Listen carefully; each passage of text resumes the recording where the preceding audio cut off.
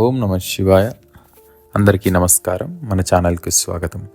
భారతదేశ చరిత్రలో అత్యంత విశాలమైన అత్యంత లోతైన గ్రంథం మహాభారతం. అనేక వంశాల, అనేక రాజుల, అనేక సంఘటనలు కలిసి రూపొందిన ఈ మహాకావ్యంలో ప్రతి ఘట్టం మనకు ఒక స్పష్టమైనటువంటి అవగాహనను ఇస్తుంది. ఈ సిరీస్లో మహాభారతాన్ని ఆది పర్వం నుండి క్రమంగా సులభమైన తెలుగు వివరణతో తెలుసుకుందాం.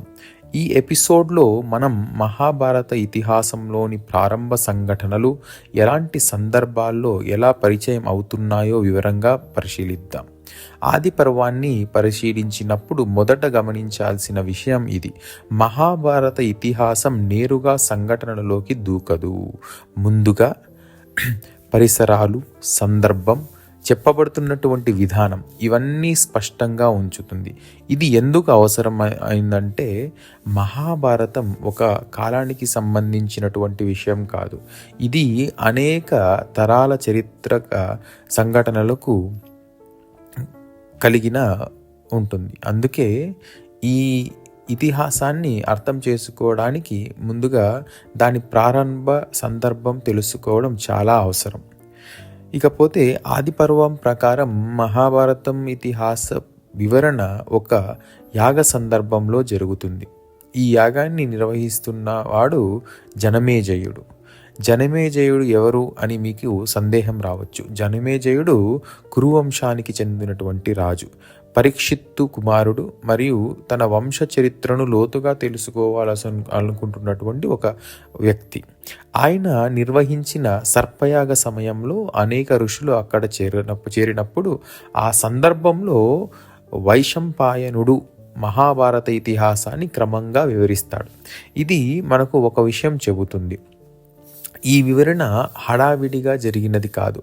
ఇది శాంతంగా ఋషుల సమక్షంలో చారిత్రక క్రమాన్ని పాటిస్తూ జరిగిన ప్రక్రియ. సరే, ఇక్కడ వేదవ్యాస మహర్షి పాత్ర ఏంటి అంటే ఎలా సమీకరిస్తామనేది తెలుసుకుందాం. ఈ ఇతిహాసానికి కేంద్ర బిందువు అయినటువంటి వారు వేదవ్యాస మహర్షి. ఆది పర్వం ప్రకారం వేదవ్యాసుడు ఒక్క వంశానికి చెందినవాడు కాదు, ఒక్క ప్రాంతానికి చెందినవాడు కూడా కాదు. అనేక రాజ్యాల సంఘటనలను సమగ్రంగా గ్రహించినటువంటి మహర్షి. ఆ కాలంలో వంశాల చరిత్రలు వేర్వేరు ప్రాంతాల్లో వేర్వేరు రూపాల్లో ఉండేవి. వేదవ్యాసుడు చేసిన పని ఏమిటంటే, ఆ సంఘటనలను ఒకే ప్రవాహంగా తరతరాలకు అందేలా సమీకరించడం. ఇది మహాభారతానికి ఒక స్పష్టమైనటువంటి నిర్మాణాన్ని ఇచ్చింది.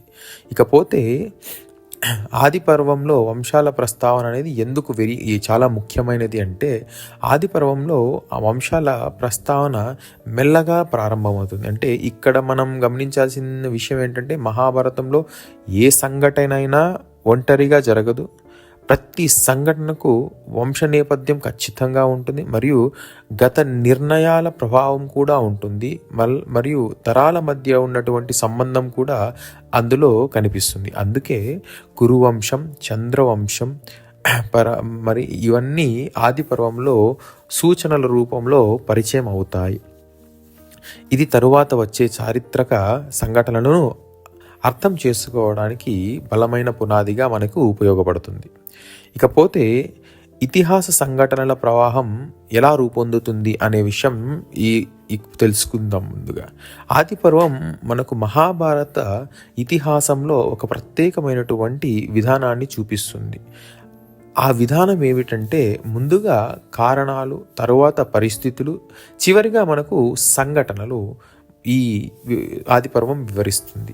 ఈ క్రమం వల్ల సంఘటనలు సహజంగా అనిపిస్తాయి మరియు వ్యక్తుల నిర్ణయాలు అర్థమవుతాయి, ఫలితాలు స్పష్టంగా కనిపిస్తాయి. ఇది యాదృచ్ఛికంగా జరగలేదు.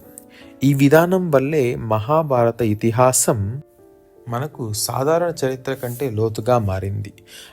కొంతమందికి ఇలా అనిపించవచ్చు, ఇక్కడ ఎందుకు ఆదిపర్వం అంత నెమ్మదిగా ముందుకు వెళ్తోంది? కానీ ఇది ఆదిపర్వం లక్షణం. ఎందుకంటే ఇది పునాది వేస్తుంది, తరువాత సంఘటనలకు దారిని చూపిస్తుంది, మొత్తం ఇతిహాసానికి దిశ చూపిస్తుంది.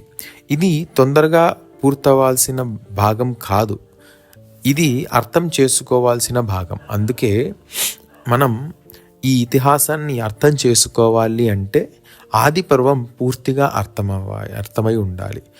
మరి ఈ ఎపిసోడ్ వరకు మనం చూసింది మహాభారత ఇతిహాసం చెప్పబడుతున్న సందర్భం మరియు ఋషి పరంపర, వంశ నేపథ్యం, సంఘటనల క్రమానికి సిద్ధత. తదుపరి ఎపిసోడ్లో మనం ఆది పర్వంలోని మొదటి స్పష్టమైనటువంటి చారిత్రక సంఘటనల శ్రేణిలోకి ప్రవేశిస్తాం. అక్కడ నుంచి ఇతిహాస ప్రవాహం మరియు స్పష్టంగా ముందుకు సాగుతుంది. ఈ ఎపిసోడ్లో మహాభారత ఇతిహాసంలోని ప్రారంభ సంఘటనలు సందర్భాన్ని వివరంగా చూసాం. తదుపరి ఎపిసోడ్లో ఆది పర్వంలోని మొదటి ప్రధాన చారిత్రక సంఘటనలను క్రమంగా పరిశీలిద్దాం. మరియు ఈ వీడియో మీకు ఉపయోగపడితే లైక్ చేయండి. ఈ సిరీస్ కొనసాగాలంటే ఛానల్ను సబ్స్క్రైబ్ చేయండి. ఓం నమః శివాయ.